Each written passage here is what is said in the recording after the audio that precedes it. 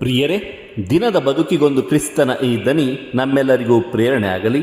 ಪೂಜಾ ವಿಧಿಯ ಪಾಸ್ಕ ಕಾಲದ 3ನೇ ವಾರ, ಏಪ್ರಿಲ್ 20, 2026 ಸೋಮವಾರ. ಸಂತ ಯೋವಾನನು ಬರೆದ ಪವಿತ್ರ ಶುಭ ಸಂದೇಶದಿಂದ ವಾಚನ, 6ನೇ ಅಧ್ಯಾಯ 22ರಿಂದ 29ರವರೆಗಿನ ವಚನಗಳು.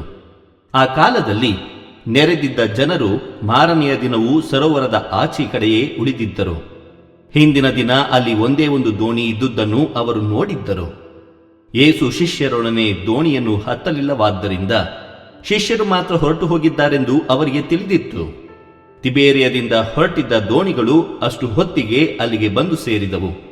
ಪ್ರಭು ದೇವರಿಗೆ ಸ್ತೋತ್ರವನ್ನು ಸಲ್ಲಿಸಿ ಜನರಿಗೆ ರೊಟ್ಟಿ ಬಡಿಸಿದ್ದ ಸ್ಥಳ ಅಲ್ಲೇ ಪಕ್ಕದಲ್ಲಿತ್ತು.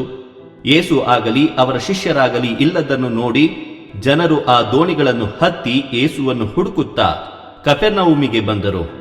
ಜನರು ಯೇಸುವನ್ನು ಸರೋವರದ ಆಚೆ ದಡದಲ್ಲಿ ಕಂಡೊಡನೆ, ಗುರುದೇವ, ತಾವಿಲ್ಲಿಗೆ ಬಂದುದು ಯಾವಾಗ ಎಂದು ಕೇಳಿದರು. ಯೇಸು ಅವರಿಗೆ, ನಾನು ನಿಮಗೆ ಸತ್ಯವಾಗಿ ಹೇಳುತ್ತೇನೆ, ನೀವು ನನ್ನನ್ನು ಹುಡುಕಿಕೊಂಡು ಬಂದದ್ದು ಸೂಚಕ ಕಾರ್ಯಗಳನ್ನು ನೋಡಿ ಗ್ರಹಿಸಿಕೊಂಡಿದ್ದರಿಂದ ಅಲ್ಲ, ಹೊಟ್ಟೆ ತುಂಬುವಷ್ಟು ರೊಟ್ಟಿ ಸಿಕ್ಕಿದ್ದರಿಂದ.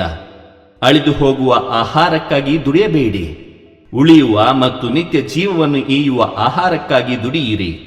ಇಂಥ ಆಹಾರವನ್ನು ನಿಮಗೆ ನೀಡುವವನು ನರಪುತ್ರನೇ, ಏಕೆಂದರೆ ಪಿತನಾದ ದೇವರು ತಮ್ಮ ಅಧಿಕಾರ ಮುದ್ರೆಯನ್ನು ಆತನ ಮೇಲೆ ಒತ್ತಿದ್ದಾರೆ ಎಂದು ಉತ್ತರ ಕೊಟ್ಟರು. ಆಗ ಆ ಜನರು, ದೇವರು ಮೆಚ್ಚುವ ಕಾರ್ಯಗಳನ್ನು ನಾವು ಮಾಡಬೇಕಾದರೆ ಏನು ಮಾಡಬೇಕು ಎಂದು ಕೇಳಿದರು. ಅದಕ್ಕೆ ಯೇಸು, ದೇವರು ಕಳುಹಿಸಿದಾತನನ್ನು ನೀವು ವಿಶ್ವಾಸಿಸಬೇಕು, ಇದೇ ಅವರು ಮೆಚ್ಚುವ ಕಾರ್ಯ ಎಂದರು. ಪ್ರಭುವಿನ ಶುಭ ಸಂದೇಶ.